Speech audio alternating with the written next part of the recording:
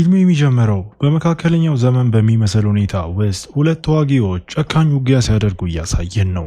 ሆኖም ብዙም ሳይቆይ ፊልሙ በትክክል በዘመናዊው ቀን ላይ እንዳለና እነሱ የሚዋጉበት ቦታ ስቱዲዮ ብቻ እንደሆነ እንረዳለን። ውጊያው በዓለም ዙሪያ ይተላለፋል። በዓለም ዙሪያ ያሉ በርካታ ታዳሚዎችን በደስታም ይመለከቱታል። ውጊያው በመካሄድ ላይ እያለ አንድ ሰው ሰርቨሩን ለመጥረፍ በመሞከሩ ምክንያት በድንገት ስርጭታቸውም ተቋረጠ። ነገር ግን በሁለቱ ሴት የኔትወርክ ኦፕሬተሮች ፈጣን ስራ ምክንያት ግንኙነቱ በፍጥነት ተመልሶ በኋላ ላይ ይህ ተራ ውጊያ ሳይሆን እውነተኛ ሰዎች የሚጫወቱት የሞት ጨዋታ የተባለ ትዕይንት እንደሆነና የጨዋታው አዘጋጅ ሎጋን የሚባል ሰው መሆኑንም እናያለን። ረጅሙና ደማቁ ውጊያ ሲያልቅ ታዳሚው ምን አይነት እርምጃ መውሰድ እንዳለበት እንዲመርጥ የተጠየቀ ሲሆን ምርጫው መግደል ወይም አሸናፊውን ተወዳዳሪ በህይወት መተው ነው። 81 በመቶ የሚሆነው መግደልን ሲመርጡ፣ ስለዚህ ሎጋን ገዳዩ ድርጊቱን እንዲፈጽም አዞት ከጥቂት ቅጽበቶች በኋላ ገዳዩ ውጊያውን ገና ያሸነፈውን ተዋጊ ለመግደል ገብቶ በመጨረሻም አንገቱንም ቀላው። ይህንን ሲያዩ የተደናገጡ ታዳሚዎች እውነተኛ ስለመሆኑ በማሰብ ሲገረሙ፣ አንደኛውም ይህ ስፔሻል ኢፌክት አሪፍ ኤዲቲንግ ያለው ፊልም ብቻ ነው ብሎ፣ ሌላው ግን እውነተኛ መሆኑን አጥብቆ ይናገርና ኤፍቢአይም የጨዋታውን አዘጋጅ እየፈለገው እንደሆነም ይገልጻል። በሚቀጥለው ትዕይንት ከጓደኞቹ ጋር የእግር ኳስ ጨዋታ በመጫወት ላይ የሚገኘውን ዋና ገጸ ባህሪያችንን ዴቪድ ሎርድንም እናገኘዋለን። ከጨዋታው በኋላ ጨዋታውን ስትከታተል የነበረችውን ነፍሰ ጡር ሚስቱን ሎሪን ለማየት ሄዶ ጥንዶቹ በጣም የሚዋደዱ ይመስላሉና ወደ ቤታቸው ለመሄድም ወደ መኪናቸው ያመራሉ። በወሬ ሐሳቡ ተሰርቆ እያለ ዴቪድ በመንገዱ ላይ ያለውን ትኩረት ሲያጣ ይህም አደጋ ሊያስከትል ደርሶ እሱ ሁኔታውን ተቆጣጥሮ በማስተካከል ለጥቂት ተርፈው ጥንዶቹ የእፎይታ ትንፋሽ በሚተነፍሱበት ቅጽበት ሌላ ተሽከርካሪ ከጎን በኩል መጥቶ በጭካኔም ቀጫቸው። መኪናቸው ተገልብጦ ተዘግዝቆ እያለ ከባድ የተኩስ ልውውጥም ይጀምራል። ዴቪድ ቆይቶ ሲነቃና ሚስቱን ሲፈትሻት እሷ መሞቷን አውቆ በሐዘን ተሰብሮ ከቀብር ስነ ስርዓቱ በኋላ ዴቪድ አሁንም በሐዘን ውስጥ እየኖረ ሚስቱን ማጣቱን መቀበል አይችልም። ራሱ ላይ በጥይት ለመተኮስ ህይወቱን ለማጥፋት ቢሞክርም ነገር ግን በመጨረሻው ቅጽበት ቃታውን ለመሳብም ልቡ መጨከን አልቻለም። 2 ወራት በኋላ ዴቪድ በሜክሲኮ በሚገኝ መጠጥ ቤት ውስጥ ሰክሮም እናየዋለን። እዚያም በኪስ ቦርሳ ውስጥ ያለውን ከፍተኛ የገንዘብ ክምችት እያሳየ በጠረጴዛው ላይ ገንዘብም ያስቀምጣል። በመቀጠልም ወደ መጸዳጃ ቤት ሄዶ ከዚህ በኋላ የመጠጥ ቤት አስተናጋጁ አንድ ትልቅ ሰው ዴቪድን እንዲከተለውና እንዲዘርፈውም ጠይቆ ሆኖም ሰውየው ሲቃረብ ዴቪድ በእግሮቹ መቆም እንኳን እያቃተው ራሱን በቀላሉ ተከላክሎ ሰውየውንም ጣለው። ይህም እሱም በቅርበት ስትከታተለው የነበረችውን ሚላ የተባለች ሚስጥራዊ ሴትን ጨምሮ በመጠጥ ቤት ውስጥ ያለውን ሁሉም ያስደነግጣል። በኋላ ላይ ሚላ ዴቪድን ቀርባው እሷም ሲጋራ ስትጋብዘው እሱ ግን እንደማያጨስ በመናገር እምቢ ብሎ እሷ የተወሰነ ጊዜ እንዝናና ስትል ሀሳብ ስታቀርብ፣ ስለዚህ ዴቪድ ተስማምቶ ወደ ተበላሸው አፓርታማውም ወሰዳት። እዚያም ሚላ የሎሪን ፎቶግራፍ አስተውላ ባለትዳር እንደሆነ ስትጠይቀው ዴቪድ ሚስቱ እንደሞተችም ይገልጻል። በመቀጠል ሚላ ቀስ በቀስ ልብሷን አውላልቃ፣ ነገር ግን ዴቪድ ወደ እሷ ሲቃረብ በሚያስደነግጥ ሁኔታ በኤሌክትሪክ ንዝረት መታ ራሱን እንዲስትም አደረገችው። ከዚያም አንዳንድ ወንዶች ዴቪድን ለመጠቅለል ወደ ክፍሉ ሲመጡ ይህም ሚላ በትክክል የሞት ጨዋታው አካል መሆኗንም ያሳያል። በሚቀጥለው ትዕይንት ዴቪድ ይነቃና መማረኩን ተገንዝቦ መደናገጥ ጀምሮ የአንድ ሰው ድምጽ ሲሰማ፣ ስለዚህ በግድግዳው ላይ ባለው ቀዳዳ በኩል ሌላ የተማረከ ሰውን በአቅራቢያው እየተመለከተ ሁለቱ ማውራት ጀምረው ሰውየውም ልክ እንደ ዴቪድ የታገተ ታይጋ የተባለ ሰው እንደሆነም ራሱን ያስተዋውቃል። ብዙም ሳይቆይ ገዳዩ መጥቶ ለዴቪድ ከዛሬ ጀምሮ ስሙ ዴዝ ዲለር እንደሆነና እዚህ ያለው ብቸኛው ዓላማው መዋጋት፣ መግደል ወይም መሞት እንደሆነም አሳወቀው። ዴቪድ ማን እንደሆነና ምን እንደሚፈልግ ሲጠይቅ ገዳዩ ግን ችላ ብሎት ምንም ሳይመልስለትም ወጣ።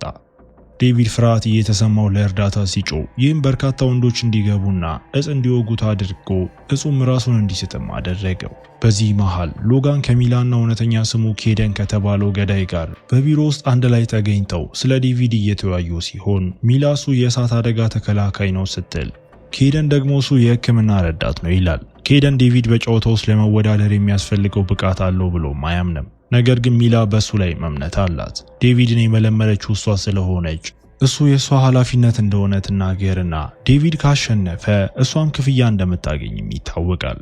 ቆይቶ ሚላ ዴቪድ ታስሮበት ወደ ነበረበት ቦታ ሄዳ እሱ ከታይጋ ጋር ሲያወራ የሰማች ሲሆን ሰውየውም ለመሞት እንደተወለደ ሲናገር ዴቪድ ግን እንደዚህ አይነት ነገሮችን እንዳይናገርም ይጠይቀዋል። በመቀጠል ታይጋ ሚስቱ እንዴት ብርታት ተሰጠው እንደነበር ያጋራው ሲሆን አዘጋጆቹ እሱም ወደዚህ ቦታ ለመሳብ ሲሉ እሷን እንዳገቷትም ይታወቃል። ቆይቶ ዴቪድ ሲነቃ ራሱን ከወለሉ ስር በሰንሰለት ታስሮና ሚላ ከፊቱ ተቀምጣ ማገኛት። ዴቪድ እሷን በማየቱ ተቆጥቶ ሊገላት ሲይዝት እሷ ግን ያልተወለደውን ልጁንና የሞተችውን ሚስቱን በመጥቀስ ማሾፍም ጀመረች። ዴቪድ ለነሱ ለመዋጋት እምቢ ሲል ስለዚህ ሚላ መኖር ወይም መሞት በሱና በስሜቱ ላይ የተመሰረተ እንደሆነ ነግራው ብዙም ሳይቆይ በርካታ ወንዶች ወደ ክፍሉ ገብተው ዴቪድን ወደ መዋጊያ ሜዳውን ጎተቱት። ዴዝ ዲለር የሚለው ጽሑፍ ከዴቪድ ፎቶ ጋር በስክሪኑ ላይ ሲታይ ይህም ታዳሚውን እያስደሰታቸው ሪፐር የተባለው ተቃዋሚው የሚገባና ለሪፐር መሳሪያ ሲሰጠው ዴቪድ ግን ያለምንም መሳሪያ መዋጋት አለበት። ዴቪድ ለመዋጋት እምቢ ብሎ ነገር ግን ተቃዋሚው ሲያጠቃው ራሱን ከመከላከል ውጪም ሌላ አማራጭ አይኖረውም። በመጨረሻም የሪፐርን እጅ ሰብሮ ነገር ግን መጥፎ ስሜት ተሰምቶት እሱን ለመርዳት በፍጥነት ሲሮጥ ልክ በዚያ ጊዜ ገዳዩ ደርሶ ከዚያም የወደቀውን ተዋጊ አንገት ሲቆርጥ በዚህ ጊዜ ዴቪድ ስሙ ዴቪድ ሎርድ እንደሆነና ከፍላጎቱ ውጪ ታግቶ እንደመጣም በመናገር ይጮሃል። ነገር ግን ሎጋን ድምፁን አጥፍቶት ከዚህ በኋላ ዴቪድ እንደገና ታስሮም ተመለሰ። በኋላ ላይ ኬደን ዴቪድን ለመግደል ሲመጣ ነገር ግን ሎጋን ተጨማሪ ትርፍ ለማምጣት አዲሱን ሰው በበለጠ ለመጠቀም ስለሚፈልግም ከለከለው። ይህ ኬደንን ቢያስቆጣውም ነገር ግን የአለቃውን ትዕዛዝ ከመታዘዝ ውጪ ሌላ አማራጭ የለውም። በመቀጠል ሎጋን ዴቪድን ወደ ቢሮ ወስዶ 10 ጨዋታዎችን በተከታታይ ካሸነፈ ነፃነት እንደሚሰጠውም ይነግረዋል። ዴቪድ በጣም ብዙ መረጃዎች ስለሚያውቅና ፊታቸውን ስላየ ይህንንም አያምንም። ነገር ግን ሎጋን ይህ ምንም እንደማይገደውና አደንዛዥ ዕፅ ወቅተውት በሆነ የሶስተኛ ዓለም ሀገር ውስጥ እንደሚጥሉትም ነገረው። ዴቪድ እብድ ብሎ ሲጠራው ከዚያ በኋላ ሎጋን አባቱ የጓሮ ውጊያዎችን ያዘጋጅና ለአሸናፊዎቹ ያጨበጭብ እንደነበርም ያብራራል። ነገር ግን ሎጋን ውጊያዎችን በመመልከት ብቻ እንዳረካ ሞትንና የደም መፍሰስን ማየት ይፈልግ እንደነበር ለዚህም ነው ይህንን ጨዋታ የጀመርኩት ብሎ አስረድቶት ዴቪድም መዋጋት የሚወድ ነገር ግን መሞት የማይፈልግ ሰው መሆኑን እንደሚያውቅ ገልጾ የመጀመሪያውን አስቀድሞ ስላሸነፈ ተጨማሪ 9 ጨዋታዎችን እንዲያሸንፍም ጠየቀው። ዴቪድ አሁንም እምቢ ሲል ሎጋን የታይጋ ሚስት ታግታ ያለችበት ቪዲዮ እያሳየው እሱ ካልተባበረም እንደሚገላትም ይዝታል። ይህንን ተከትሎ ዴቪድ በሌላ ውጊያ ላይ እንዲሳተፍም ተገደደ። እዚያም ዋይት ሳሙራይ የተባለው ተቃዋሚው ነጭ የኒንጃ መሰል ልብስ ለብሶ መጥቶ ዴቪድም ያለማቋረጥ የታይጋ ሚስት ያለችበትን ቪዲዮ እየተመለከተ ሁለቱ ሰዎችን መዋጋት ይጀምራሉ። ተቃዋሚውን በ3 ደቂቃ ውስጥ ካልገደለ ሴትዮዋ እንደምትገደል ተነግሮታል። በመጨረሻም ዴቪድ ጭንብሉን ከመክፈፉ በፊት ሰውየውን በመምታት ተሳክቶለት ከጭንብሉ ስር ያለው ከጓደኛው ከታይጋ በስተቀር ሌላ አለመሆኑም ይታወቃል። በመቀጠል ታይጋ ከዴቪድ ጋር በመዋጋቱ ይቅርታ እየጠየቀ ሚስቱን ለመግደል ስለዛቱበት እንዲህ ለማድረግ እንደተገደደም ይናገራል። ልክ በዚያ ጊዜ የ3 ደቂቃው ገደብ ሲያበቃ የታይጋ ሚስት በስክሪኑ ላይ ስትገደል ይህም እሱን በሐዘን እንዲሰበርም አደረገው።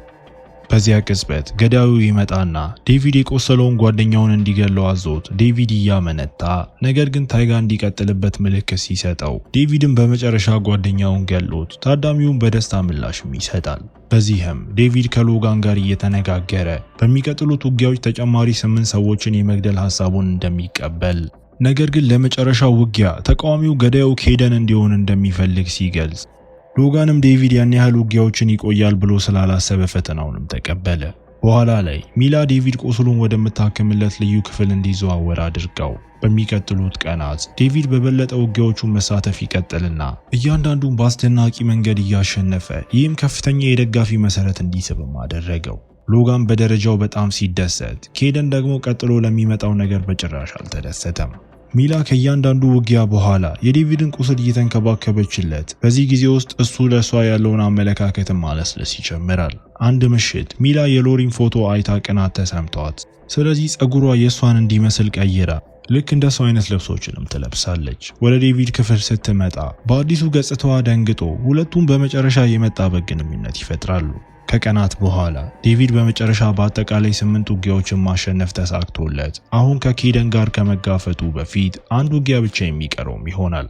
ይህም ኬደንን እንዲፈራ ስላደረገው ስለዚህ ብሩተስ የተባለ አደገኛ ነፍሰ ገዳይ ከእስር ቤት እንዲያመልጥ በመርዳት ከዴቪድ ጋር እንዲዋጋ መለመለው።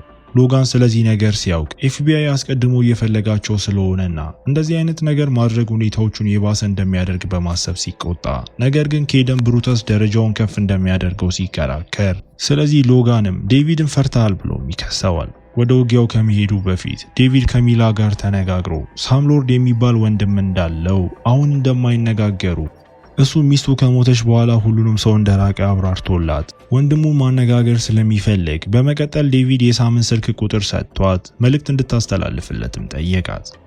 ይህንን ተከትሎ ከመላው ዓለም የመጡ ሰዎች ውጊያውን በጉጉት ሲጠብቁ ዴቪድ ከብሩተስ ጋር ለመዋጋትም ወደ ሜዳው ገባ። ሁለቱ ረጅምና ጨካኝ ውጊያ እያደረጉ ብሩተስ ግዙፍና እጅግ በጣም ጠንካራ ቢሆንም ዴቪድ በመጨረሻ የበላይነቱን አግኝቶ አንገቱንም ቀላው። በመቀጠልም የሰውየውን ራስ ይዞ እጁን ከፍ አድርጎ አንድ ውጊያ ብቻ እንደቀረ ሲገልጽ ይህም ሎጋንን በጥልቀትም እያሰጋው እናየዋለን። በዚህ መሃል ሚላ የሳም ስልክ ቁጥር ላይ ደውላ ወንድሙ ዴቪድ መልእክት ማስተላለፍ እንደሚፈልግ በመንገርም ታናገረዋለች። ነገር ግን ሳም በዴቪድ ላይ የተናደደ ስለሚመስል ስልኩን ከመዝጋቱ በፊት ወንድሙ ከረጅም ጊዜ በፊት እንደሞተም ይናገራል። በሌላ ቦታ ሎጋንና ቡድኑ በግልጽ በነፃ ሊለቁ ስለማይችሉ በሚቀጥለው ውጊያ ዴቪድን እንዴት እንደሚገሉት እያቀዱ ነው። ሎጋን ስለዚህ ጉዳይ ለመወያየት አንድ ዶክተር ጋር ሲመካከር ይህም በሚላ ተስተውሎ እሷ ምን እየተፈጠረ እንዳለ ትረዳለች። ከመጨረሻው ውጊያ በፊት ለዴቪድ መልካም እድል ሊመኝለት የሚፈልገው ሎጋን ቀርቦት፣ ነገር ግን ዴቪድ ምን እየተፈጠረ እንዳለ ቀድሞ ስላወቀ